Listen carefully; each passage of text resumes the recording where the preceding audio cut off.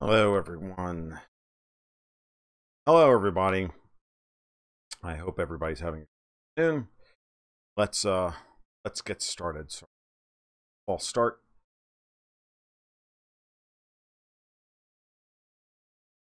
Kind of funny, actually. All right. So, yeah, sorry about the false start. Let's get started this morning. So, welcome to the Gold Goats and Guns half hour here on YouTube. My name's Tom Luongo. Please tell me that it's working properly in chat if you would. That's good. So, want to talk about a variety of things. We've got a ton of things happening in the world today, and this seems to me like as good a time as any to discuss them. Here, so what do we want to talk about today are a number of things. So the first thing I want to talk about today, let's talk about North Korea, because North Korea is so very important to what everybody's thinking about, right? So, covered a lot of this last night on my Periscope, which you can follow me on Periscope at Luongo. Covered a lot of this last night, and I want to go over it even a little graver detail. I went over it pretty decent detail tonight, but to remind everybody who missed that show that, and following up on an article that I wrote yesterday on my blog over at Gold Goats and Guns, that a lot of the commentary surrounding the Korean Peace Summit is actually a little disturbing. And I don't mean disturbing because there's a lot of people who are disappointed that peace is breaking out on the Korean Peninsula, which it is, but because they want to give undue credit in every way. They want to give undue credit to Donald Trump when, honestly, he had very little to do with this. And don't get me wrong, I'm not saying that Trump takes no credit in this. I'm not saying that Trump doesn't deserve some credit. But understand that we're talking about 60 or 70, nearly 70 years of policy here that was designed from the ground up to keep the Korean people separated between the 38th parallel. That hasn't changed. That policy hasn't changed at all. Okay, not at all. The foreign policy intelligentsia in Washington wants the Koreans to stay separated. In every way, they want them separated.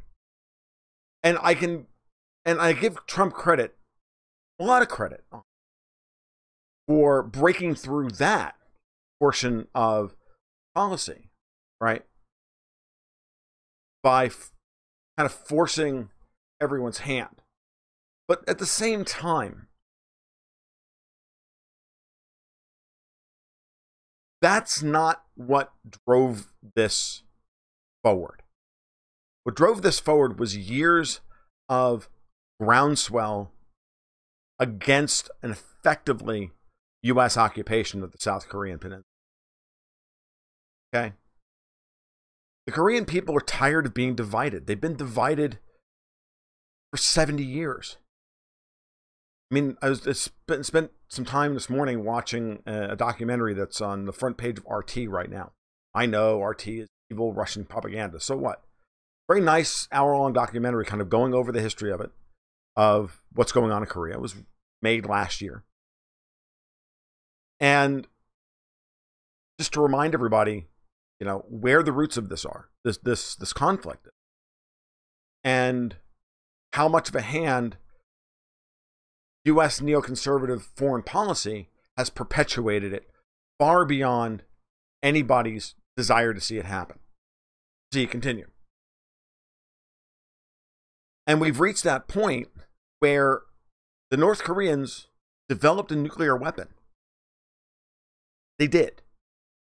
We don't want to believe it. We want to believe that there are a bunch of backward-ass communists who can't, distribute toilet paper. But that's not what happened. What happened was they developed a nuclear weapon. And once they've developed that nuclear weapon, well, at that point, negotiations happen. Because there's no other option. You can't threaten a nuclear power with extinction the way we've been doing. And you could argue that Donald Trump's maximum pressure policy forced the moment to its crisis. But I would disagree. I think Trump's maximum pressure policy, in many ways, is nothing more than a cover story for what has been known for a while, which is that the North Koreans have a nuclear weapon.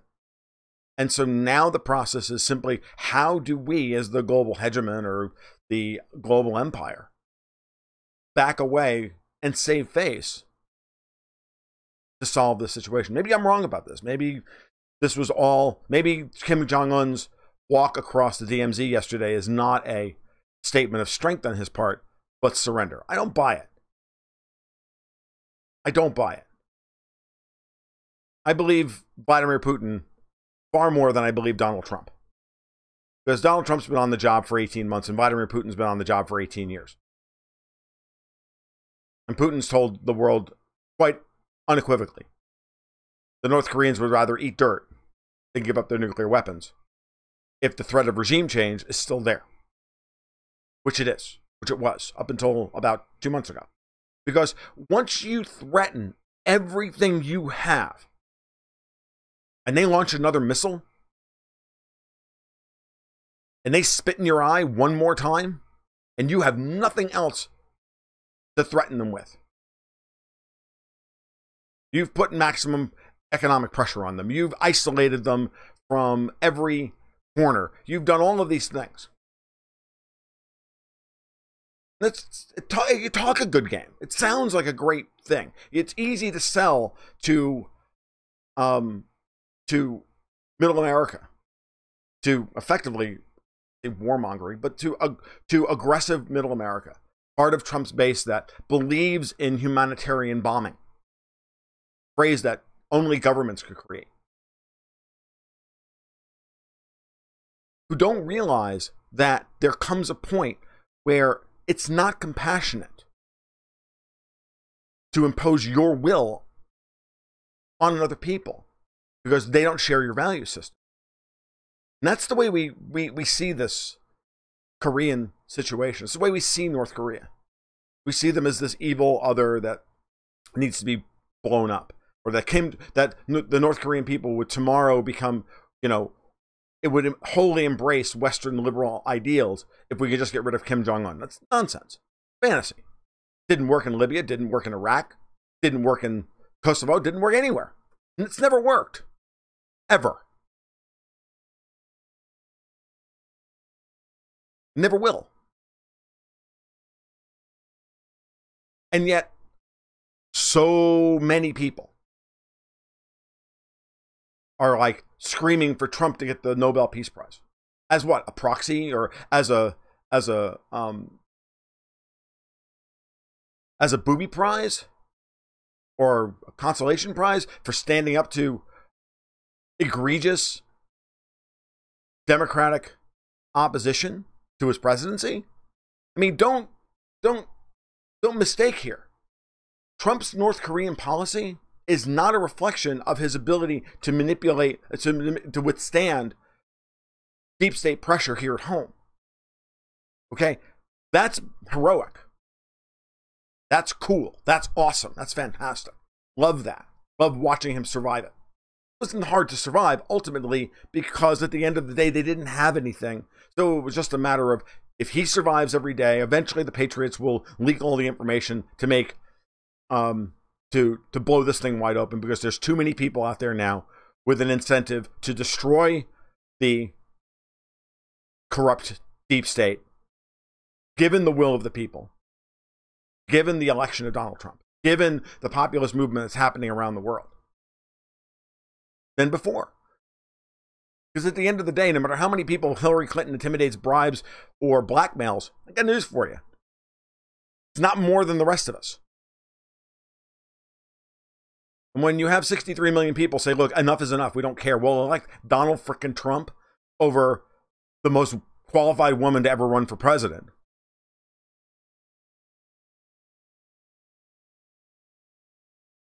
It's not hard to energize those people who work in government agencies that have the information to bust open the conspiracies and the collusion and the corruption and everything else and all these C words. And just throw them out there. Hand them to the right people. Because now all of a sudden there are people in Washington receptive to receiving this information who are emboldened to disobey the status quo. Millions of Koreans voted for Moon Jae-in in order to reunify the Korean Peninsula, expressly against the geopolitical status quo, as perpetuated by Washington, D.C. Yes, Donald Trump is a catalyst for change on the Korean Peninsula, but it was the Korean people who voted for the right man. And it was Kim Jong-un's actually very skillful manipulation of the situation that led us to yesterday. Brilliant day. Brilliant move on his part. But he's been so thoroughly demonized in the South Korean press, the Western press, and everything else, that he's this insane little rocket man, this insane little, evil troll of a creature who needs to be destroyed. Who then took the lonely walk across the DMZ yesterday in just an image that you can't ignore power of. It's brilliant. Fantastic. Donald Trump didn't do that. Kim Jong-un did it. And I hear all these people clamoring for Donald Trump to get the Nobel Peace Prize. Kim Jong-un, if anybody, deserves the Nobel Peace Prize. Not that that prize means anything, because it doesn't. They gave it to Obama for being black.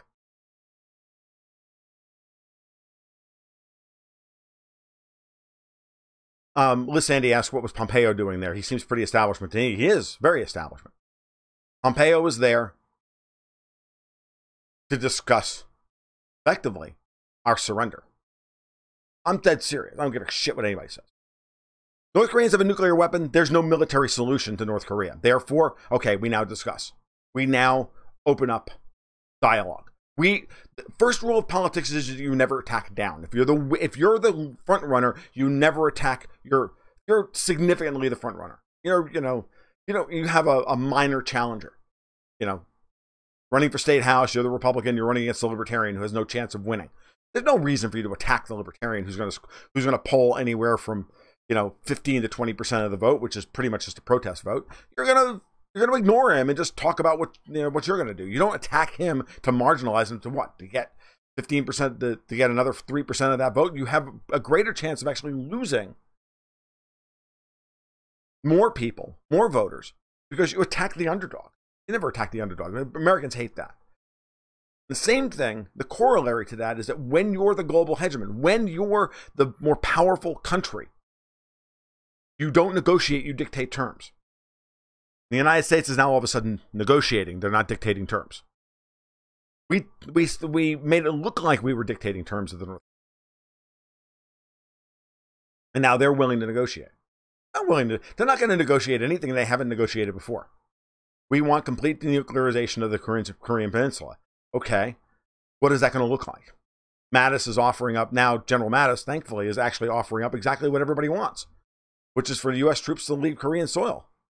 We got 28,000 troops in Korea. More than we had at the end of the Korean War. What the hell are they doing there?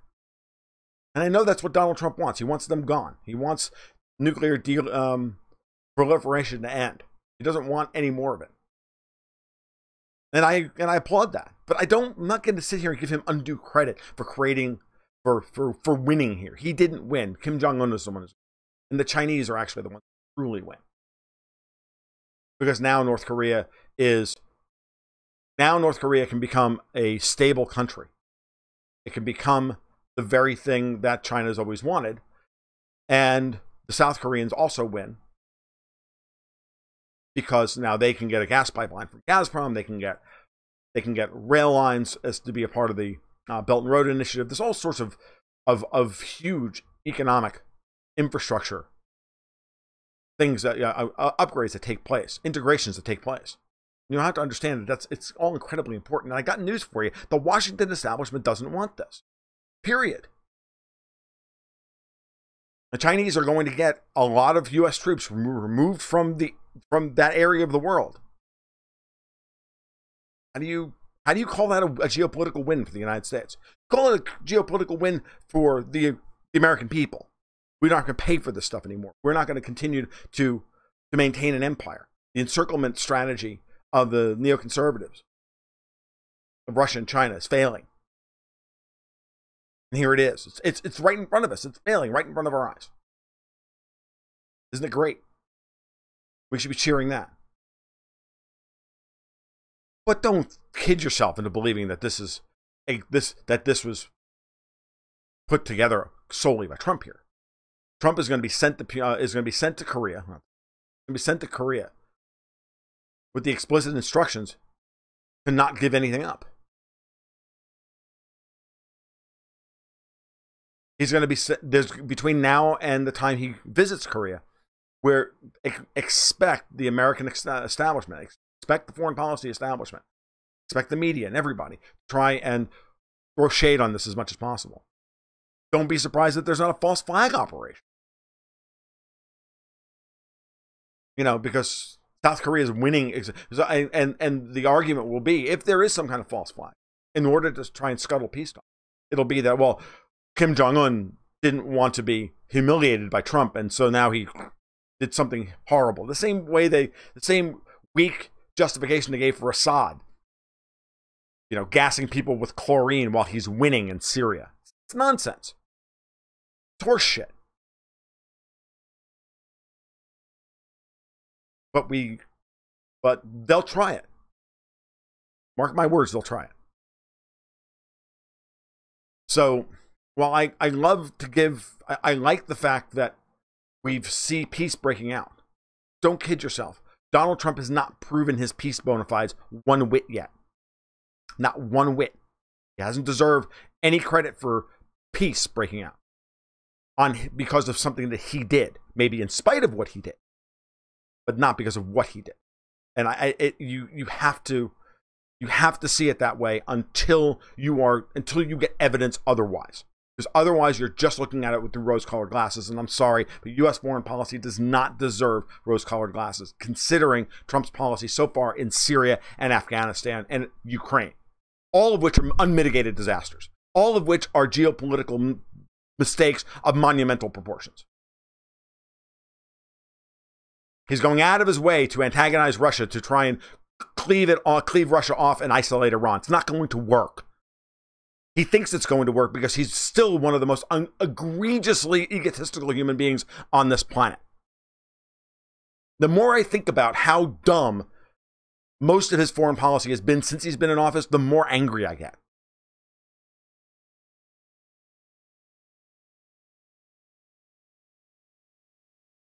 You don't double the number of troops that are in Afghanistan. You don't bomb Syria and increase the number of troops in Syria and continue to build bases all over Syria if you're a non-interventionist.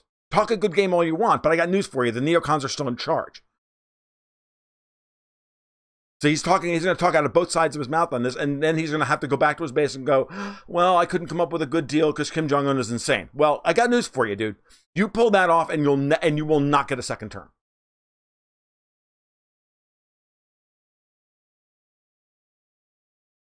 You will not get a second term.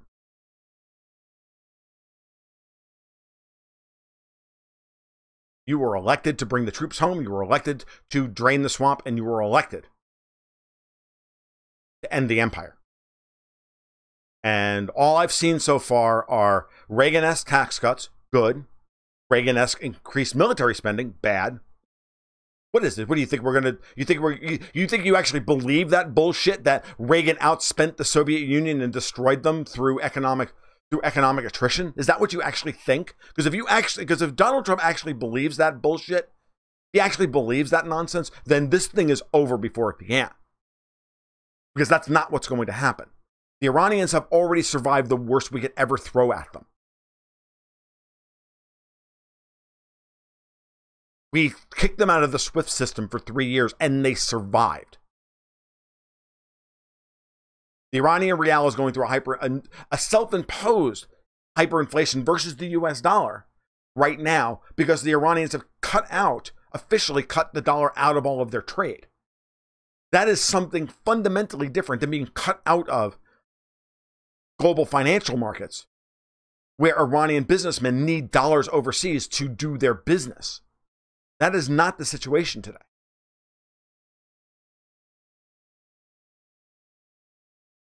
The de-dollarization of the Iranian economy started 7 years ago. Same thing with the Russian economy. Why it's not going to work to put even more pressure on Russia. And that brings me to the next little bit of information. I want to talk about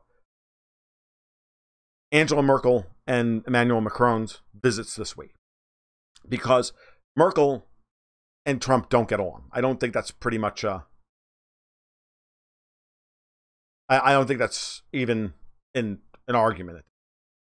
It's pretty obvious after today's meeting, which was only hours long, that Merkel and Trump have nothing in common. She's still ultimately an EU firster. Germany absolutely needs Russian gas. I can tell you right now, they talked about three things. They talked about Trump not tearing up the Iranian nuclear agreement, which, by the way, will ensure that the U.S. will most likely, it will ensure the following. It will ensure that no one will trust us ever again to sign an international accord of any type. And the second thing they talked about was scuttling Nord Stream 2. What? The good cop, bad cop routine between Macron and Merkel won't work with. Doesn't work on Trump. That shit doesn't work. And if he tried it with them, I don't think so, because I think at the end of the day, I think Macron went home thinking that he got something over on Trump and giving that speech in Congress, and then went home and reiterating globalist neocon nonsense. And Trump was just like, no, I don't buy that either. So Macron is still in hot water with Trump for taking credit for things that he didn't actually do, like convincing him to stay in Syria, all of that stuff. So, and I firmly believe that one. So, Merkel needs Russia far more than Merkel needs the United States. The Germans need the Russians. And we've been just pushing them on every front. And certainly Trump has been doing this as well. Pushing them on every front in order to get them to commit to being a U.S. ally and against the Russians, so that Trump can then put maximal pressure on the Russians to then try and force an agreement with them. And the Russians just aren't listening. They don't give a shit. Okay? I mean, I honestly think I honestly think at this point that I don't know what Trump is thinking. He says, no one's been harder on Russia than me. Like, dude, you're still trying to convince Democrats to vote for you? What are you, fucking out of your mind? Are you high? Are you so self-absorbed that everybody has to like you because you're an appeaser? Because he is. He's an appeaser and a bully and a weakling. And he needs everybody to like him, that he's got to still prove to everybody that, look, I didn't collude with the Russians. Come and like me. No, it's not going to work. Okay? You're going to piss off the Russians because it's politically convenient. Meanwhile, they're sitting there with hypersonic weapons that can wipe out the friggin' planet.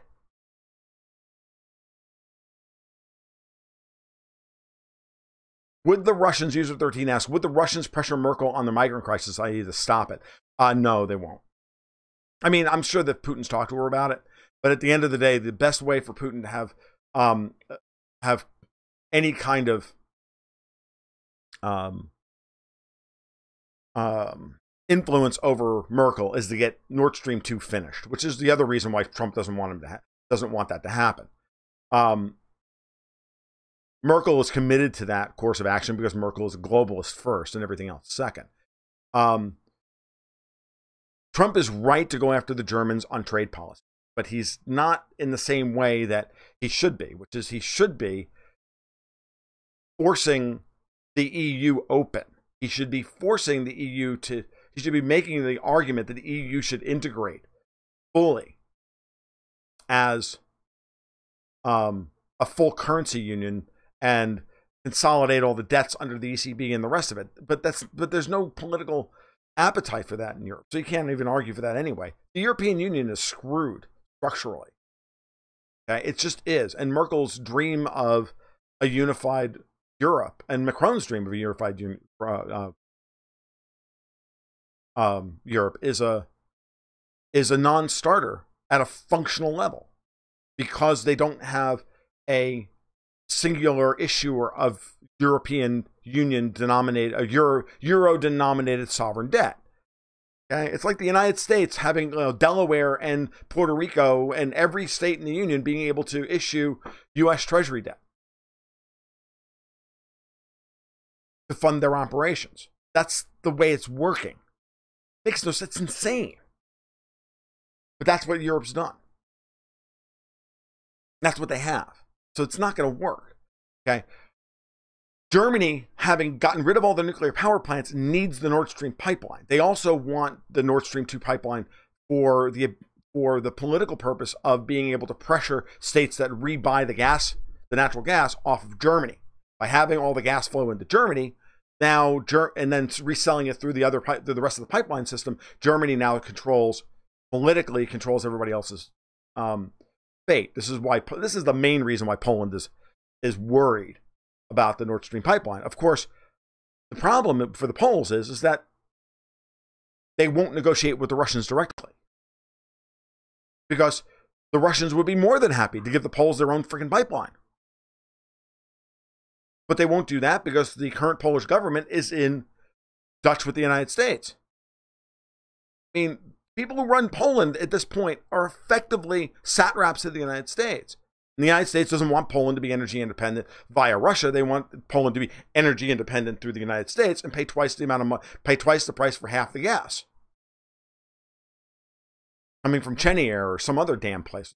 Insane, but whatever. It's what it is. So the problems between the United States and Germany are intractable at this point.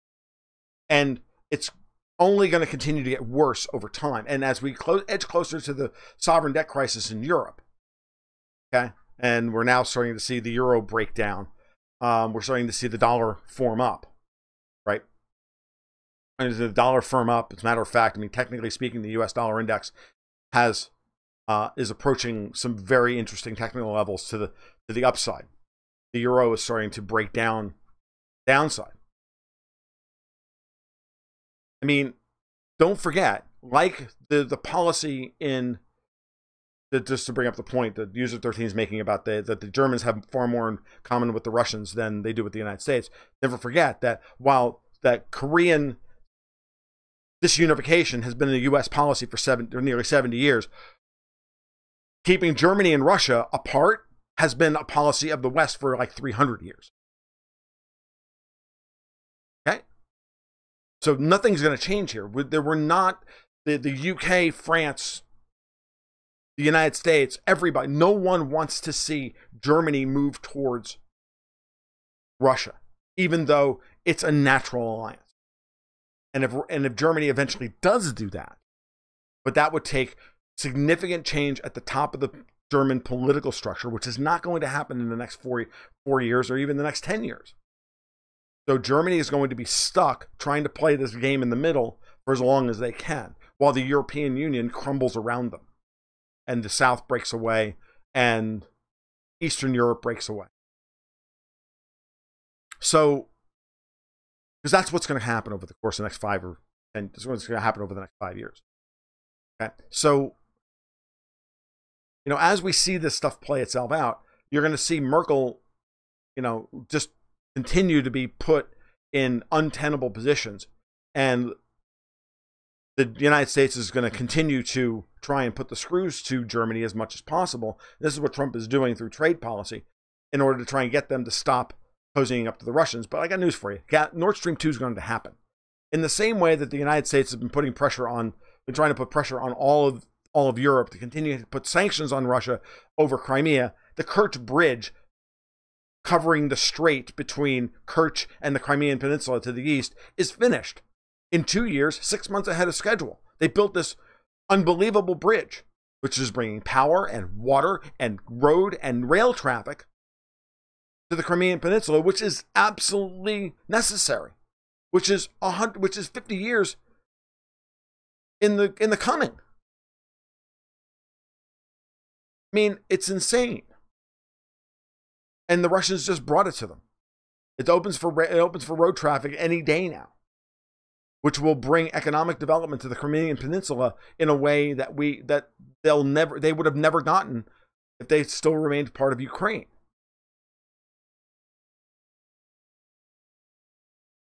And yet we'll continue to sit there and say Crimea is not a part of Russia. Okay. You can act like a bunch of fucking spoiled babies all you want, or you can get on with life and live with it. Because what's happening now is truly insane. And Trump is not helping any of it by thinking that he's going to play the art of the deal with a bunch of people who don't bluff. That he's going to continue to sit here and play Texas Hold'em with people who are playing chess. Not going to work.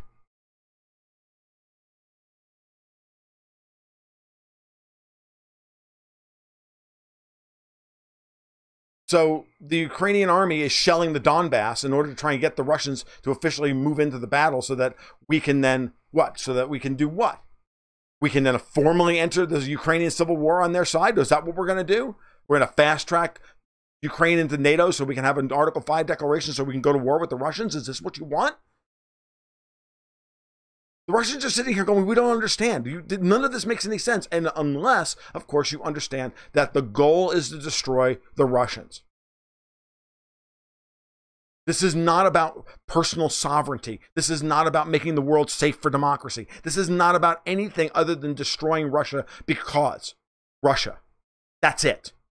And Trump is feeding this by being an idiot in every way, manner, shape, and form.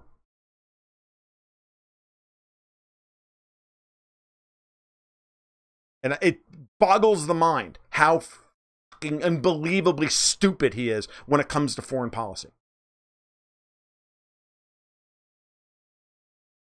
He assured Rand Paul this week that he's still in charge of foreign policy. Well, dude, then great. Maybe you should quit. Because the Koreans just kicked your ass. The Syrians are kicking your ass. The Russians are kicking your ass, but yet you're the anti-Obama. For what? You drop some bombs on people. You threaten fire and brimstone on people. Seriously? What the fuck is wrong with you? I get the crazy Ivan routine. I get the whole, you have to show Russian strength or what. I don't know what the fuck he's thinking. Putin's like, look, we'll sit down. We'll cut a friggin' deal. Just shut the fuck up. But we're not going to give anything to you. We're not going to give you anything because we hold all the cards. I'm sitting here with Putin sitting here going, okay, we're playing poker. I've got 4 aces. What have you got? I got flush draw. Well, that's nice. The river already turned and you're still on a flush draw. I got 4 aces. So put the fucking pot in. So pay the goddamn pot, motherfucker. I mean, seriously, I'm so angry about this stuff. You have no idea. It's so obvious. He's not in control of this. And the MAGA people sitting here going, oh my God, he's Orange Jesus. I'm like, no, he's not.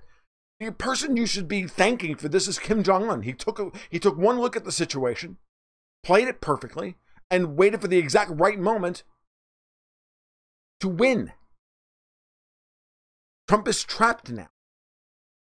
I don't know. Really didn't expect to go on a profanity-laden rant about this. The more I think about it, the angrier I get. It's so insanely stupid, it's not funny.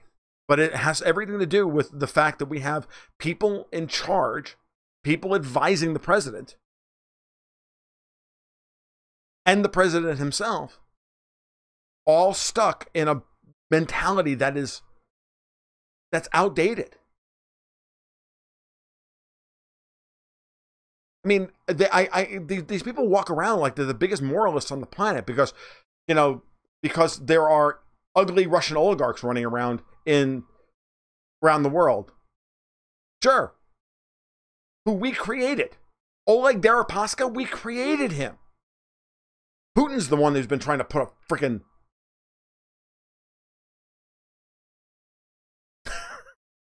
Putin's the one who's been trying to put the kibosh on these guys. And we're not working with them. But I will say this: Oleg Deripaska and the whole Rusal thing. Again, another thing that the Trump peds are taking complete credit for. They're giving him complete credit for by targeting Deripaska and Rusal in order to get him, in order to get him to give up his majority share in the company. So what? He's going to move some of his money out, and then you're going to do what? What are we going to do? You're going to strip him of his billions? Really? How? You're going to upset the entire aluminum market globally for this. Okay. All right, we'll do that. Because you needed leverage on Merkel this week in order to get her to give up tariffs on cars? At some point, the Russians just turn around and go, okay, they already have. Guys, they already have. Turned their backs on us completely.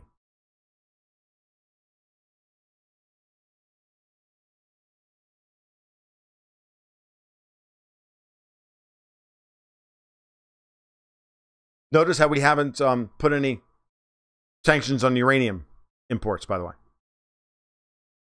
Exactly as I said last year. Russians have the sanctions hammer, have uranium. All they have to do is stop selling uranium to the United States. Our baseload drops. Our baseload goes offline within 6 months. And the United States industrial production grinds to a halt because we don't have enough electricity generation without our nuclear baseload, which we buy from the Russians. Food for thought. Notice how the Russians haven't done that. They've threatened titanium exports, threatened aluminum exports. Sure. Perfectly reasonable thing to do. Because when planes start getting shot out of the sky in Syria, we're going to have to rebuild them, and we're going to need titanium to rebuild those frames. Now, we got plenty of titanium stockpiles in this. You understand the point. Sanctions don't work anyway. Never have, never will. But as far as Rusal and Deripaska and everything else, all you're doing is helping Putin. Putin's been trying to get that guy under control for years.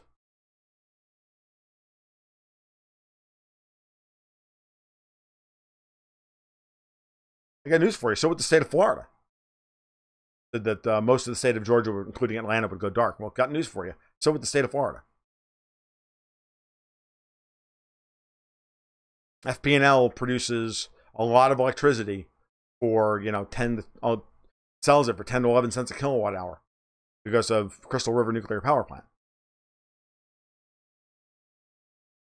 Just saying. But, I don't know. Drives me nuts watching this stuff play out. The last thing I want to talk about today, and I know we're way over time, is the bond market.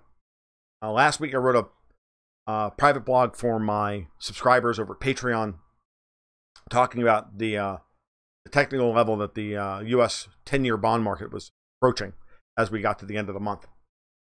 And Monday marks the end of April.